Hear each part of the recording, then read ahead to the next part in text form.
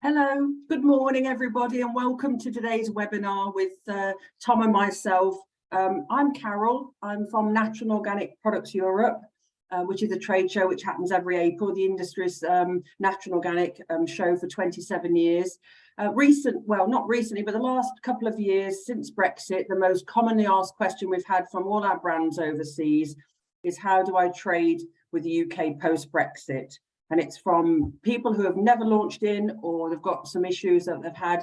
So we've decided we would run the webinar today for everybody. And we've gone to our friend, supporter, expert and columnist in our magazine, Tom. Tom, good morning. How are you? Morning, Carol. Yeah, I'm well, thank you.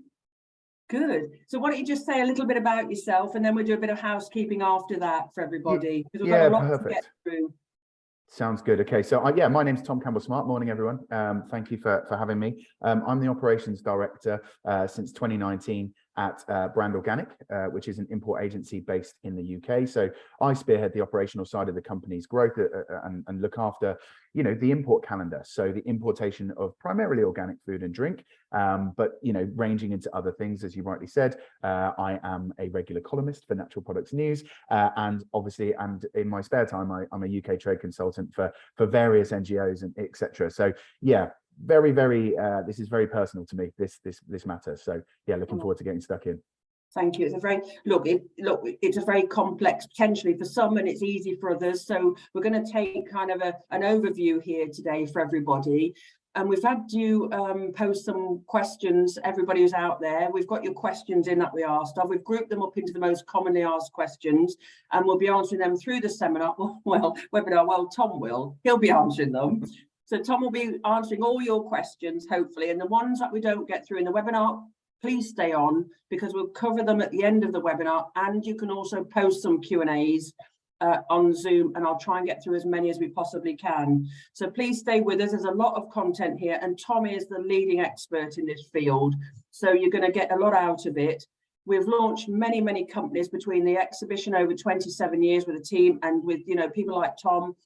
UK is open for business, it's open for innovation, and there's nothing better in this industry, Tom, is there for innovation. So we're excited today.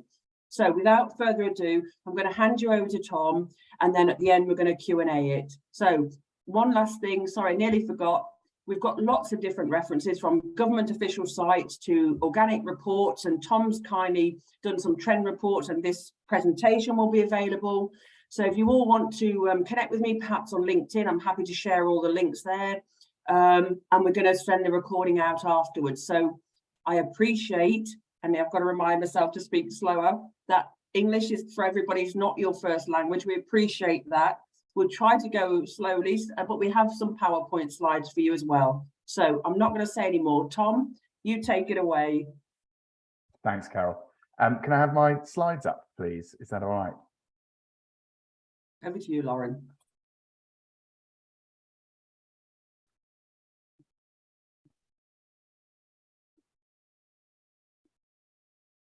Okay, look, there we go. Perfect, there we go. So morning, everyone, and thanks for your time. I'm just going to run through the agenda because, like Carol said, we had a tremendous amount of questions before the webinar during registration, and I have tried to cover as much as possible in that. The frame of the webinar is how do I trade with the UK post-Brexit? And can I have the next slide, please? So what we're going to do is I'm going to give a little introduction just to build on what Carol's done. Then we're going to look at the UK market very briefly, just some trends and some changes. And then we're going to look really at the meat of the webinar, which is importing. So looking at the current situation. So what is the process for importing or exporting to the UK, importing into the UK now post-Brexit, where we are as a country, and how is this likely to change over the next 12 to 18 months? We're going to look at some organic specifics, and then I'm going to give some sort of tips on what to consider when entering the market, when attempting to entering the market post-Brexit. Like I said, all of this is framed from questions. Carol and I will enter into a Q&A at the end. This should last hopefully no more than about 25 to 30 minutes. So next slide, please.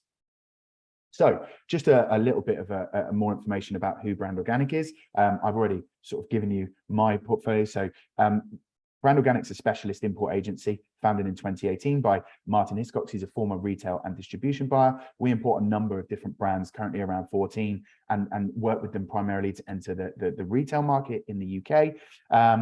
As one of the fastest growing companies in our sector or of our type, we've had to deal with the challenges of Brexit, and we've had to adapt and evolve. And I will go into that.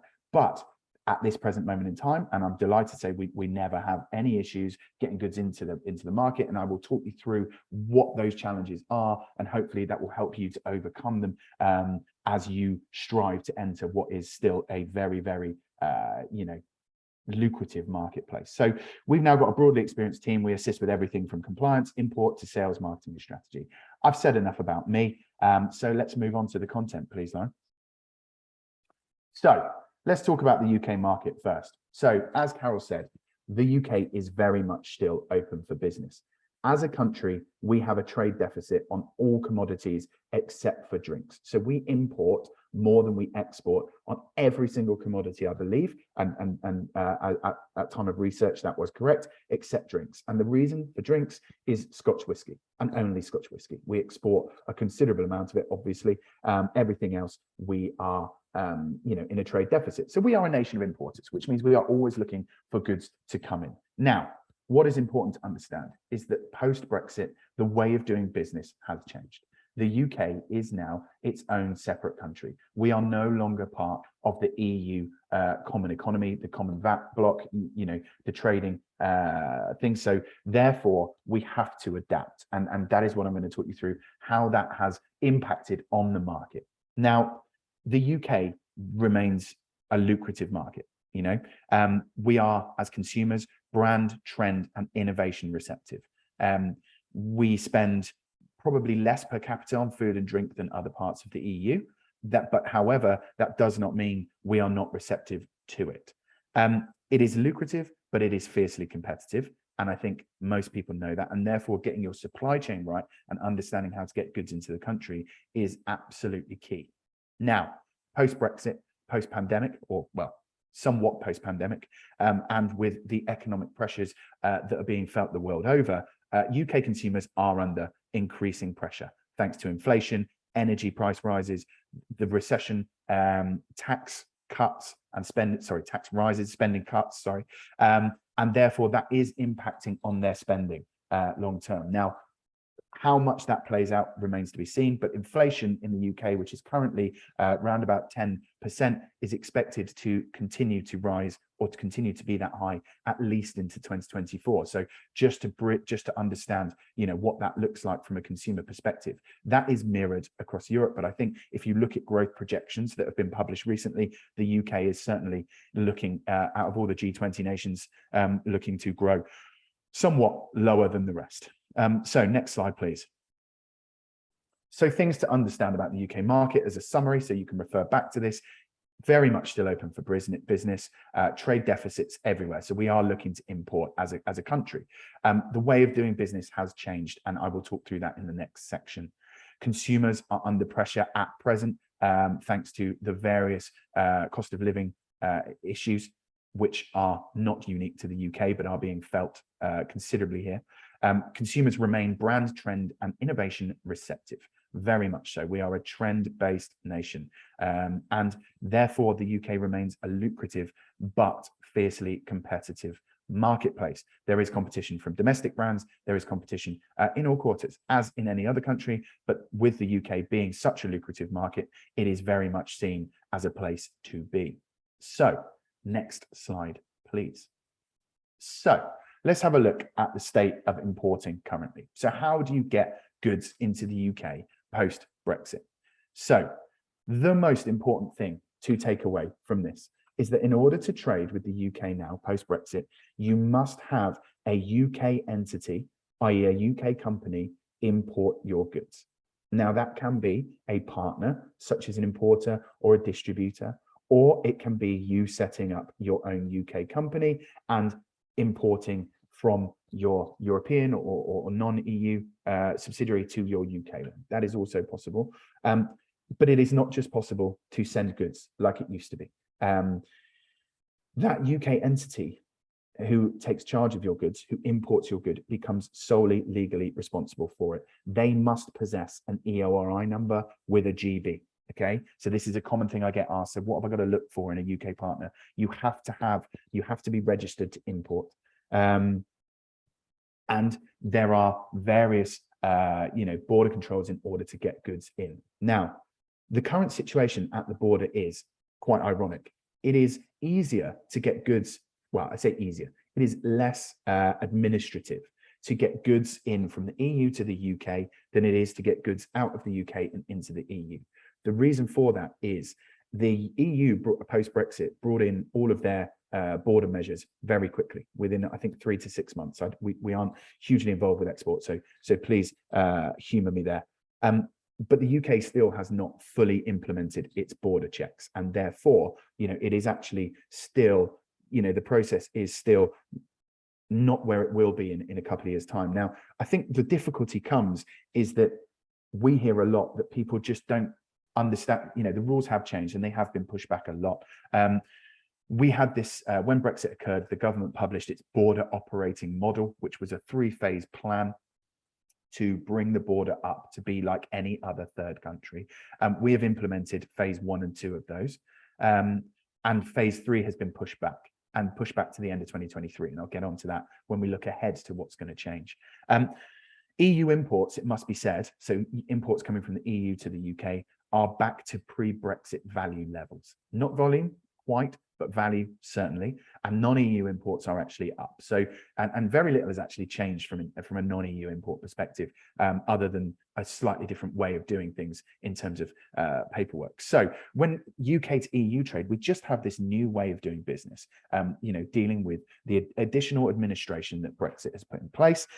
Lead times can stretch, but this is infrequent, and this paperwork and understanding the process is key. And the key to that is having the right partner in the UK, understanding the process, and having a good haulier, on both sides of the border, both in the UK, which will be the importers, side, and in the EU or outside of the EU, which will obviously be you as the exporters perspective.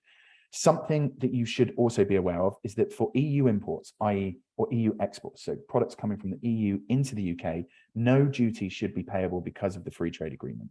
However, this only applies to products and commodities that have been produced or manufactured in the EU, not that have simply been handled, i.e. repackaged. So say you brought, I don't know, coffee beans from Colombia and put them in a packet in Europe and then exported to the UK, your importer would have to pay duty on that because it's been a re-export effectively. VAT is a little more complicated. It depends on commodity code, but you can check all of this on the government website, what fees, tariffs will apply, and I will give a link to that at the end. One big thing that I get asked about a lot is this deal of a UK address on food and beverage labels. For non-EU imports, so for imports coming outside of the EU, that is required now. You have to have a UK address on your label. For the EU, that was supposed to come in October, but has been pushed back until the 1st of January 2024 currently. So there is no requirement for a UK address on labels for goods produced in the EU at this moment in time. Like I said, so next slide, please, just to give a summary of the current state of importing. So phase 1 and 2 of our border operating model are in place. There are checks at the border. You do need to get your paperwork correct, which your haulier can work with you on in order to export to the UK. You do need to find a UK entity that will import for you and make an import declaration, and they will work together with the haulier to get those goods over the border. EU imports are back to pre-Brexit value levels, and non-EU imports are up. So, from that perspective, from non-EU, very little has changed. There is this new way of doing business. The border has produced a wall which must be hurdled. And it's actually, once you understand the process, it flows very well. It's just understanding that process in the first place. And your UK entity, if you work with an importer or a consultant or whoever it may be, will help you to understand that. Lead times can stretch. I think when I go to trade shows, etc., and I talk to exporters, there's a lot of horror stories of goods being held up at the border, This is very infrequent, actually, and it is always, the paperwork is key. Do you have your invoice? Do you have your packing list? Have you made your IPAFS declaration if your products are, you know, of animal origin or need things like that? Has your haulier, you know, communicated with their UK partner to get their movement reference number, which the vehicle, these are all things that your haulier should handle. But the main thing is to pick a good haulier and to get the paperwork in place. Have you put the correct origin statement on your invoice to allow the goods to pass through the border without your importer having to pay duty? That does happen a lot, but again, your haulier should be able to work with you on that origin statement. There is a specific term, you know, that you can use that prevents duty being payable, as long as that statement is true, of course.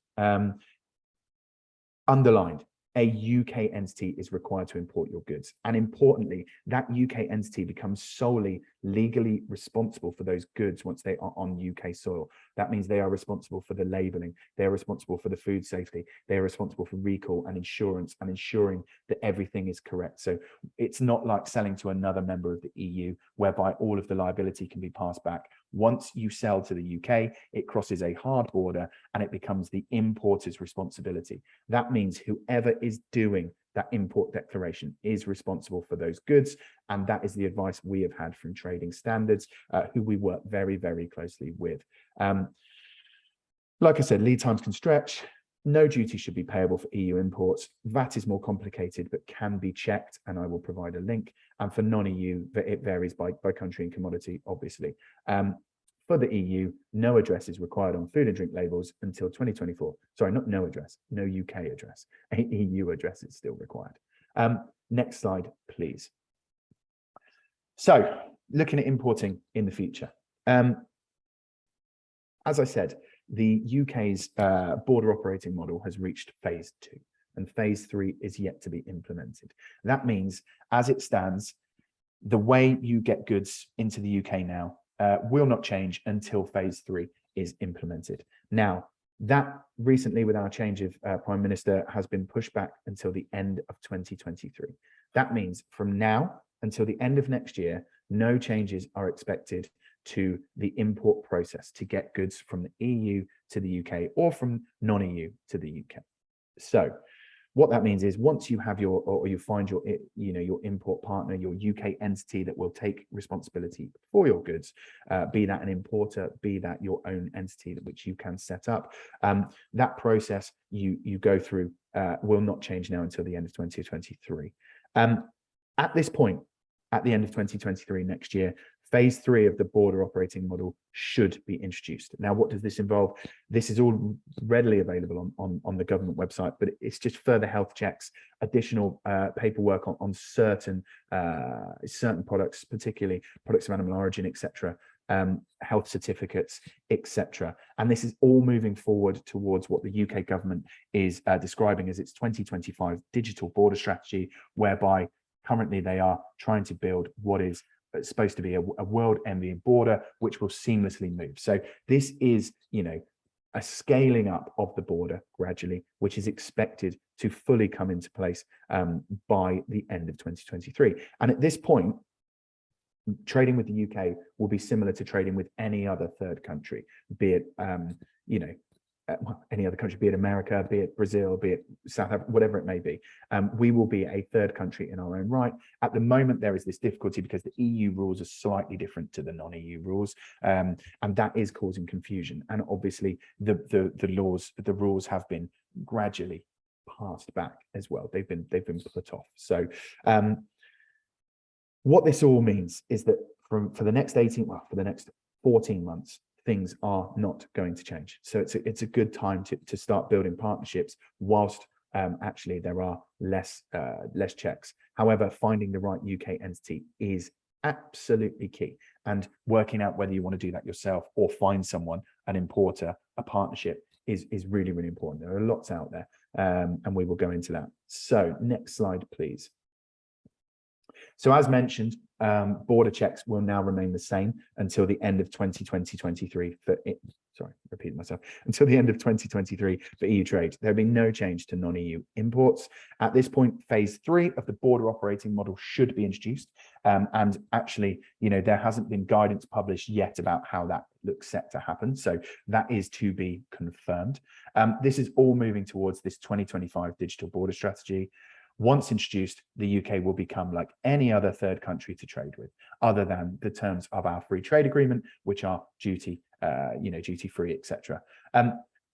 What should be mentioned though at this point is that just because the border will become the same, the UK's rules and regulations will over time gradually diverge, get further away from the EU's. Because we are now completely separate entities and blocks in our own right, the UK is free to make its own laws in terms of product, anything, including product safety, ingredients, nutrition and health claims, all this sort of thing, as well as the EU. So when Brexit first happened, way back when, most of the EU law was simply written into UK law. They were effectively the same. We were working off of the same agenda, just in different, laws. Now, the UK is free to make its own laws, as is the EU, and they do not have to be mirrored by each other. So over time, the difference between regulations in the UK and the EU are likely to change slightly. Now, there is a lot of commonality between the two, and obviously the EU remains the UK's biggest trading partner. So you would expect the laws to remain similar, but there is no way to predict that. And certainly we're seeing changes already. The UK, for instance, has already published its own nutrition and health claim register, similar to the EU's, but they are being approved in different ways. So all of this can be checked on the government website, and all highlights the need for some sort of UK-based advice or support as markets, rules and regulations become increasingly diverged. Next slide, please.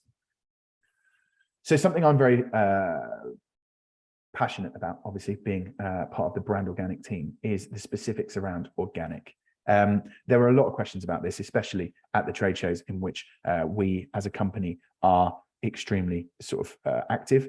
At present, there is organic equivalency in place. That means the UK organic bodies, Soil Association, Organic Food Fed, recognise the EU leaf and the EU certifiers as equivalent to them, and vice versa. So, you can trade organic goods produced or manufactured or processed in the EU and UK equivalently, and that's absolutely no problem. This equivalency agreement was written in 1 day, 2 days before Brexit occurred, and it solved the majority of the issues. However, one place it has caused issues is under the specifics. So what I just said is that the agreement covers goods that are manufactured or processed in the EU or UK, so for trade both ways. It does not cover goods that are simply handled. So for instance, goods that are just repacked in the EU. So this is a very, very sort of grey area, and we've spoke to our certifier a lot about this. What that means is, say you bought, going back to the coffee example, if you bought organic coffee from Brazil and imported it into the EU, repacked it and sold it to the UK, your organic certifier may not certify you for that activity, and the UK certifier for the importer may not certify them for that either. So this creates a difficulty with things that are not manufactured and processed. Where they are manufactured or processed, it is absolutely fine, but it's something to bear in mind. And I use the word may very carefully, because there are lots of different interpretations of this currently. Now, this equivalency agreement runs out at the end of next year as well. So the end of 2023 will be a big year, and this has been raised a lot. And I would expect this to be amended in a new equivalency agreement next year, but obviously I cannot guarantee that. Now, sending organic goods from Europe into the UK, there are no additional border checks currently. Obviously, you work with traces. We do not have a traces system here or anything like that. There is something called the GBCOI, a certificate of inspection, which applies to non-EU imports, and one of those is required if you bring goods in from outside of the EU, but that is not that is not in place for EU imports. So you send organic goods the same as you would send non-organic goods. The most important thing is that your importer is also organic certified to import your goods. So when we want to import a new organic good from Europe, we contact our certifier, provide your organic certification, give a description of the goods, and they then add it to our license. It is only then that we are allowed or legally allowed to import those goods and sell them as organic. So that's a really important thing to check, that if you are selling organic, your importer is also organic registered. And that goes right throughout the chain in the UK. That includes warehouse. Everyone must be organic certified to continue the organic chain. And that's it really. I would expect an update on organic sort of towards the end of 2023 in the same way as the border checks. Next slide, please. So as I said, key points. The organic equivalency agreement is in place for the UK and EU until the end of 2023. Other markets vary. We have equivalency with other organic markets, Australia, for example, I believe. So these are also, okay to sell in the UK as organic. The agreement covers goods manufactured or processed, not simply repackaged or resold. So you will need to check with your certifier if that's what you're doing. And processing has a very specific definition of actually changing or adding value to the product, which again, you can check. So there are currently no additional border checks for organic coming into the UK.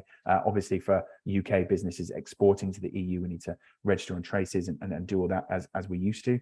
The GBCOI, the Great Britain Certificate of Inspection, has been postponed for EU imports, but is in place for non-EU imports. And your importer warehouse in the UK must be organic certified to trade sell organic goods in the UK market, and your products must be on their schedule, their organic certificate schedule. Next slide, please. Last section for me.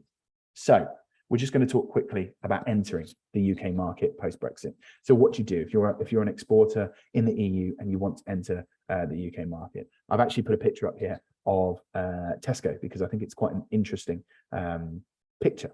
They are the UK's biggest supermarket by a long way, and I'll get onto market share in a minute. And supermarkets do dominate the UK FMCG landscape. They are, however, not always the first port of call, especially for brands from outside of the UK. They look for brands that have traction. They look for products that are a safe bet with consumers that are going to sell. They do not take risks. They like a trend to really sort of proliferate before they get into it. And therefore there can be a lot of work to be done before before supermarkets are entertained. You will also see right there in that picture just how important price promotions are in the UK market.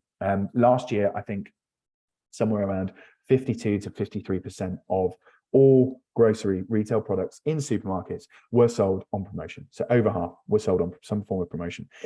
Brits are very bargain happy. They are always shopping for a deal, and especially at this moment with food and drink prices going up as they are, this is likely to become even more important. So it's something to consider for your long-term entry strategy, is how you work promotion and strategy into your entry strategy. Next slide, please. So just looking at the grocery market share in particular, and this is loosely mirrored in all of FMCG. For cosmetics, online is a lot higher, but and independent is higher because of that. You can see that Tesco has an overwhelming share of the grocery market, with Sainsbury's, Asda, Morrison's, Aldi, Lidl, Co-op. The market size is for the UK is £212 billion. It's a huge market. It's projected to be 241 billion before the end of 2027. But like I said, multiples need a long-term strategy to enter. You will not enter a multiple, and they have specific requirements per one. They need a BRC or a GF, some sort of global food safety initiative to get into. There are requirements over fulfilling certain distribution centers. There's often penalties there are various penalties that can come into play for service, etc. So you have to get your supply chain right before you even consider approaching a supermarket, in my professional opinion. What you will see down there is at the bottom, we've got other and symbols independent. This is still a vibrant market, and a market that is much easier to enter. Looking at about 3.6%, somewhere around the 8 billion mark. It's still a massive, massive market, and can be accessed with less difficulty and less rules and regulations, and your importer or your UK entity can help you work on that. So in terms of entering the market, then next slide, please. There's a lot to consider. Multiples supermarkets dominate the UK market, but you need a long-term strategy to enter them. There are UK brands, and I can think of one, I keep going back to coffee, I don't know why, but one coffee brand, it took them 12, 13 years to enter the multiples, and they're now firmly established, but it takes that sort of time. You know, you need to get your product market fit right, and you can do that via independent and other symbol stores, and you can, you know, really adapt your product, adapt your messaging, get things right, make mistakes actually that allow you then to improve. You should consider a market partner. Now, you need a UK entity to import your products, correct?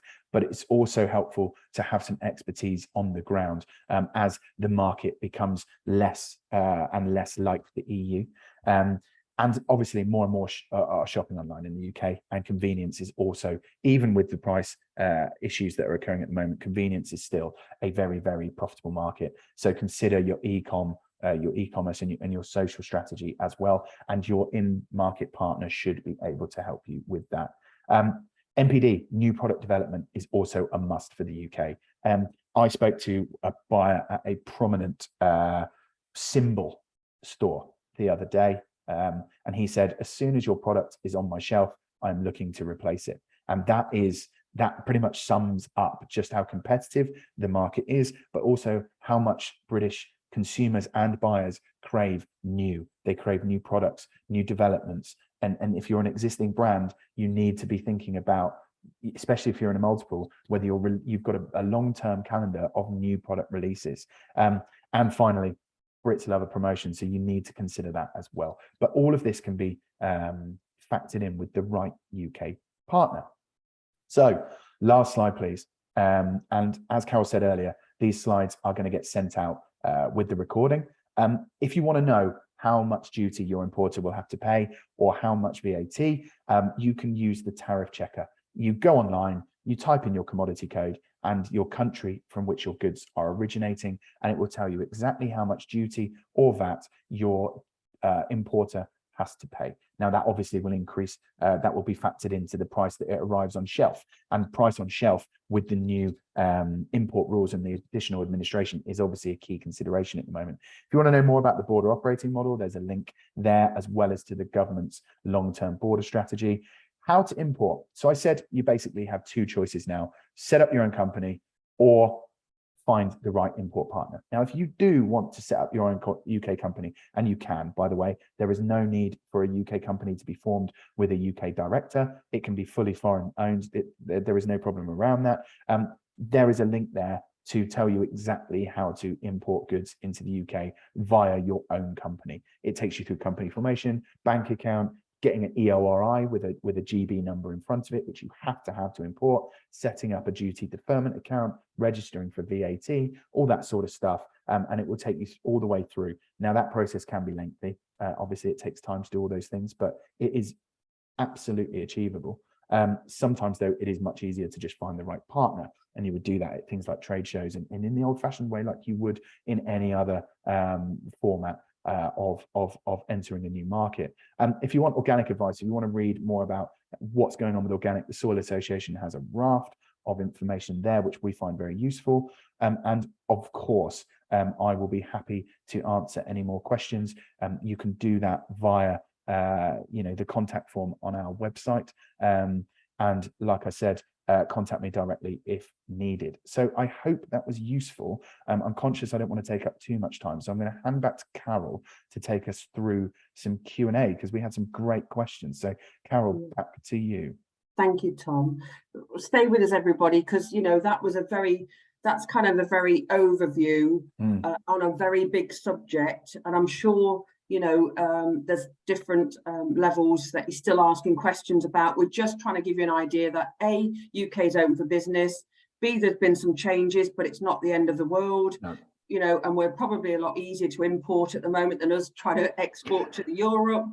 And just if I can Tom, go back on your channels to market. I think let's go through for everybody, if they're thinking to launch into the UK, a little bit more, because at Natural Products, we're after 27 years, we've got that experience as well. I think there's a lot of friendly independents and a lot of friendly multiples that are very open for the innovative brands. Maybe can even swallow some of the premium type brands. So we're talking about, I don't know if you agree, Tom, but I'm thinking Waitrose, Ocado, Planet Organic, who are going on a massive growth pattern over here in the UK. They've opened up several new stores outside of London.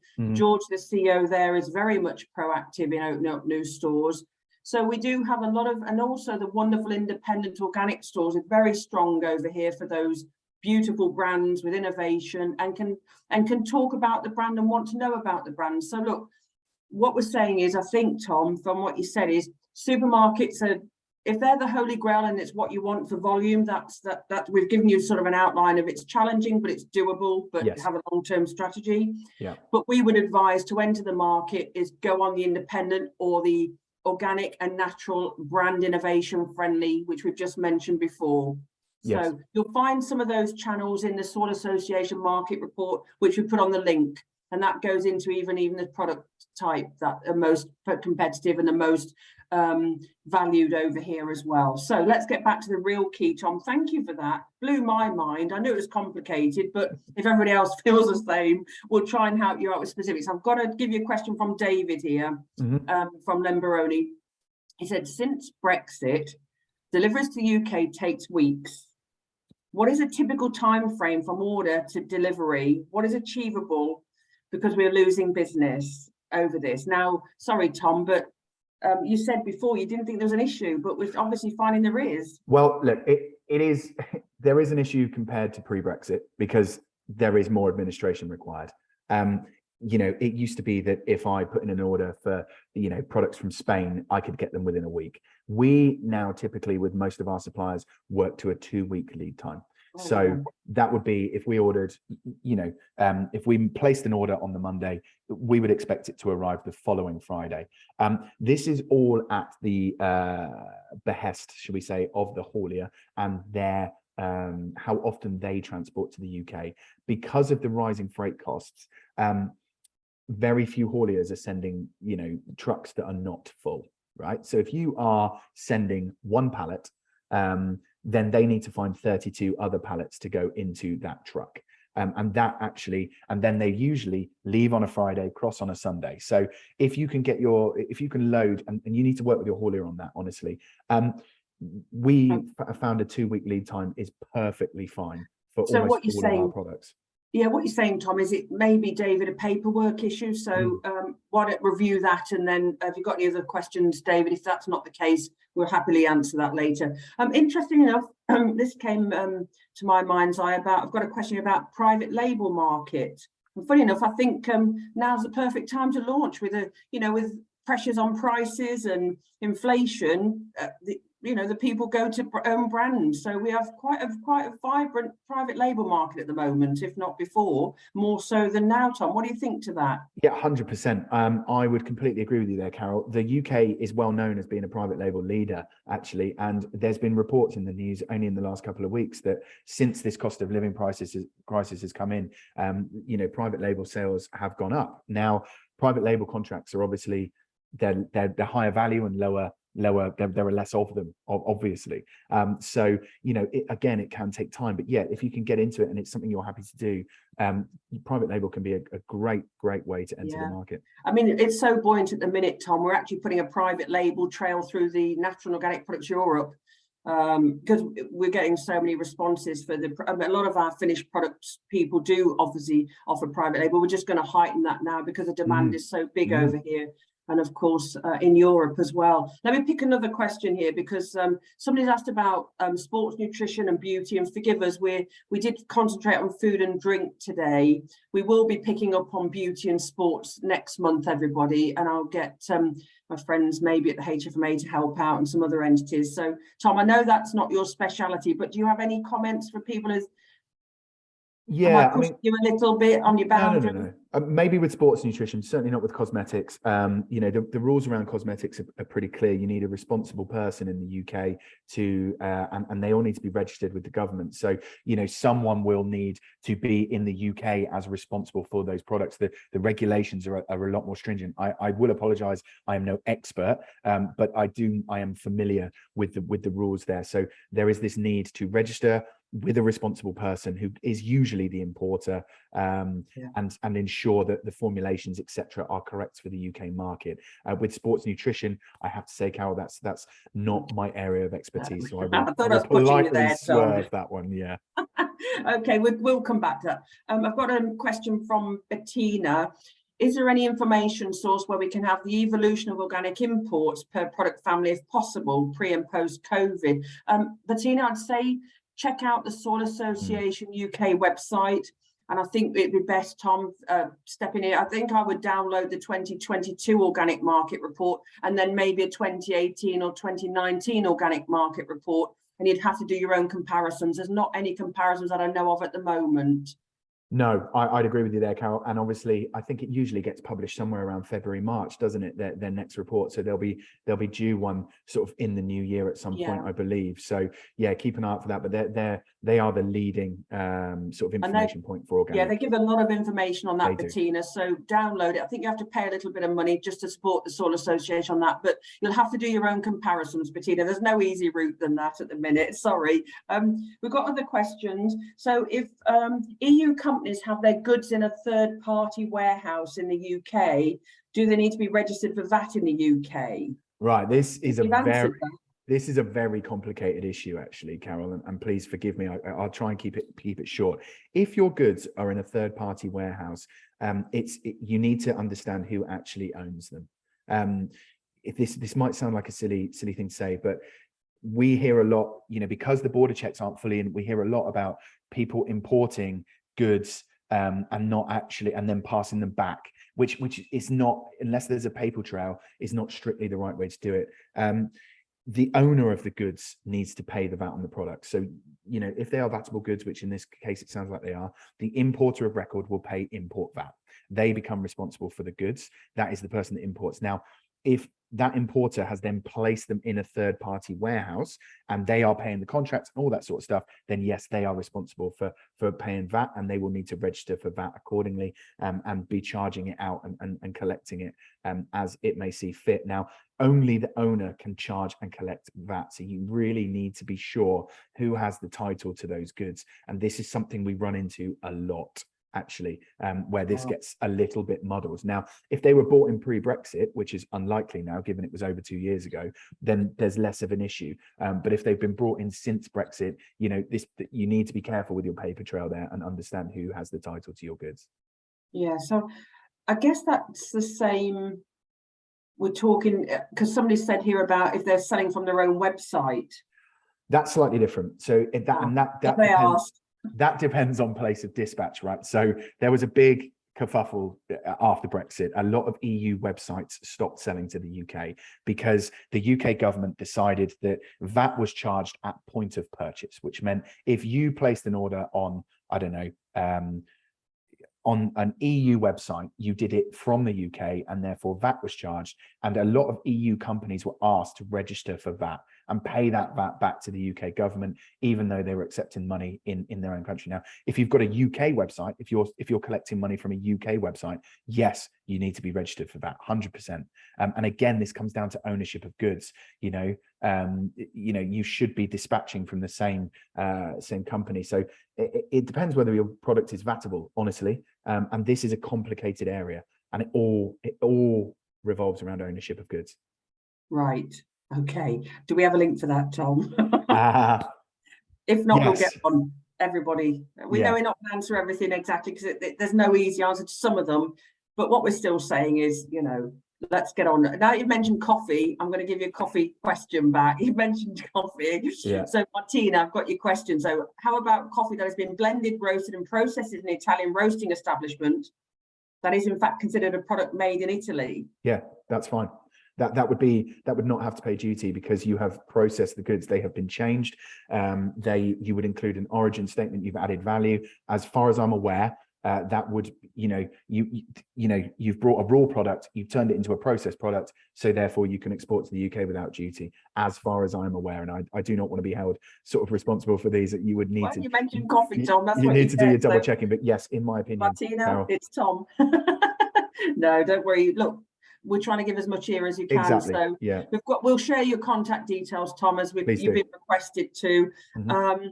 Look, we've got some of the we've got a lot on individual like ingredients, Tom. We've got a lot of ingredient companies on the webinar today. Okay. Seeds, nuts, food ingredients.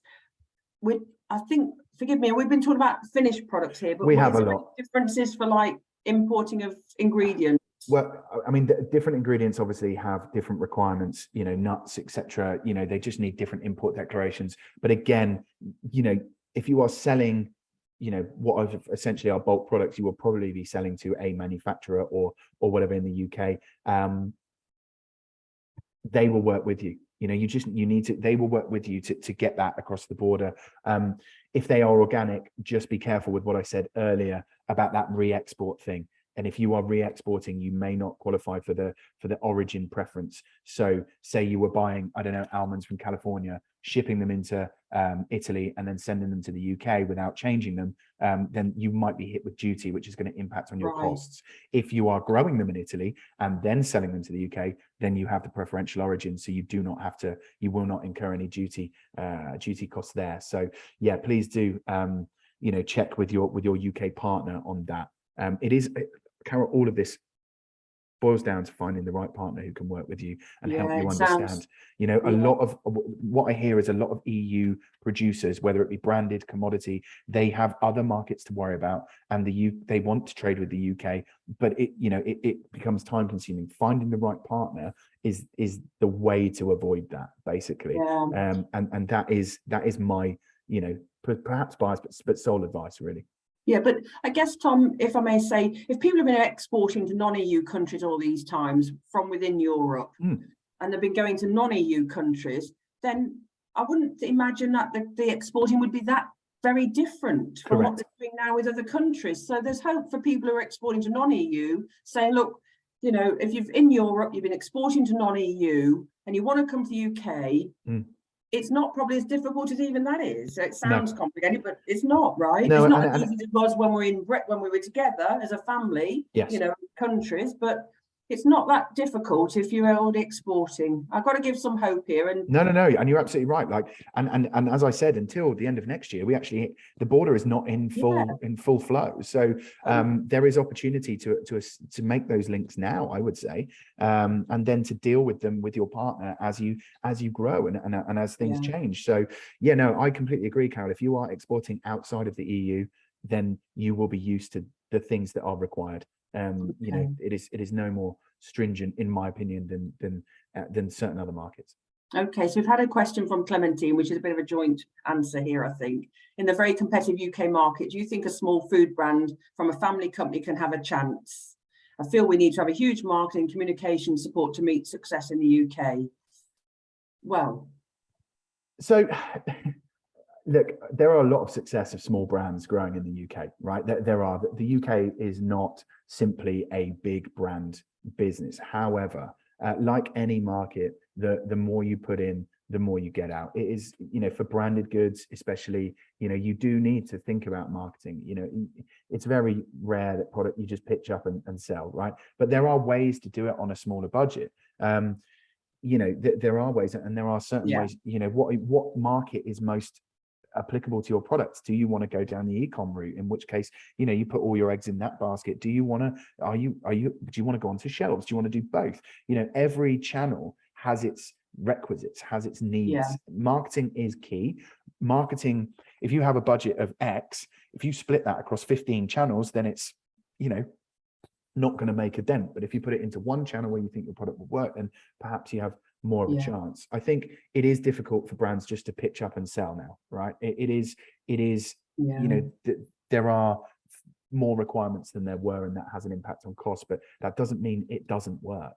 No, it's well, look, we've been supporting small and medium-sized Exactly. brands. That's our industry, everybody, isn't it? Natural, organic, you know, there are the big companies that are doing it, but on the whole, we've been supporting small and medium-sized brands for many years now. Yes. And you know, I remember, I've been on the show too many years, I remember, but Alpro launched with us many years ago, 20 odd years, and look at the major brand they are now. So yeah, it can be done. Natural Organic Products Europe is really your home of the natural organic industry. So if you want to know about the market in terms of, you know, sizing up the retailers, coming and meeting them, coming and meeting distributors and wholesalers and people like Tom, then I would suggest maybe you'd take a step into the market by exhibiting. I'm giving a push here, aren't I? But it's the best, cheapest way of coming to see the market, meeting all the retailers before you decide on the strategy going forward, because it will give you the strategy. A small stand at the show will give you the strategy to know where you want to go and spend your money effectively. So I'm not going to pitch it anymore. Let's get on to some more interesting questions. Sorry, we're running out of time, and I've got I've got a question about CBD. Let me just say, in the UK, we've now got the MHRA that are licensing CBD, so it's a little bit tougher. It's not the Wild West anymore of everybody's products can be on the market. So there are licenses you have to gain, so it has become a little bit more expensive to enter for your licenses. So MHRA, which is our association, and Susanna, I'll email you about that directly. Tom, now that I've got your expertise, I'm going to keep you back onto the exporting. It says, hello, what news do you have regarding organic certification that was supposed to be implemented in July 2022? So that was the GBCOI that I was talking about. So when we left Brexit, when Brexit happened, sorry, we exited the Traces system, which is the European digital monitoring system for organic movements. When the UK government wanted to bring in a paper-based system called the GBCOI, that was scheduled for January last year. It got pushed back to January this year. Sorry, it got pushed back to July, and it's now been scrapped altogether until the end of next year. So it does apply to non-EU imports coming in, but not to EU imports. So nothing is likely to change from now until the equivalency is up at the end of next year when it comes to organic. Okay, well, look, we've gone way over what we were going to plan, so you can tell everybody who stayed on with us along the way that it's a big subject. I will answer some of your all of your questions with Tom afterwards where we haven't been able to answer them.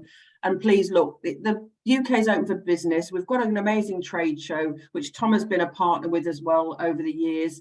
And it's a great family environment and a very friendly environment to launch your products or just come and do some due diligence on this sector, get to know what we're about. But we do have, like I say, Planet Organic, Waitrose. We have very friendly orientated suppliers and supermarkets, not forgetting the wonderful independents, and don't forget your box scheme. So lots to share with you. We've got to say goodbye for now. We could go on for hours, couldn't we, Tom? Yeah, we could. And obviously we'll be there as well, Carol, so people are welcome to come and speak to us as well. So yeah, no, look, I'm happy to take any other questions if people want to reach out and speak about this more. It's something, you know, I'm very passionate about showing people that this is not as difficult as it perhaps can seem, as with the right partner in market. So yeah, of course, we get that, and it seems like that's the useful bit. So thank you, everybody. We have recorded it, and we will be helping out with Q&As after this because we've had so many of them. So look, we're looking forward to meeting you all in the UK at Natural Organic Products Europe. Take care.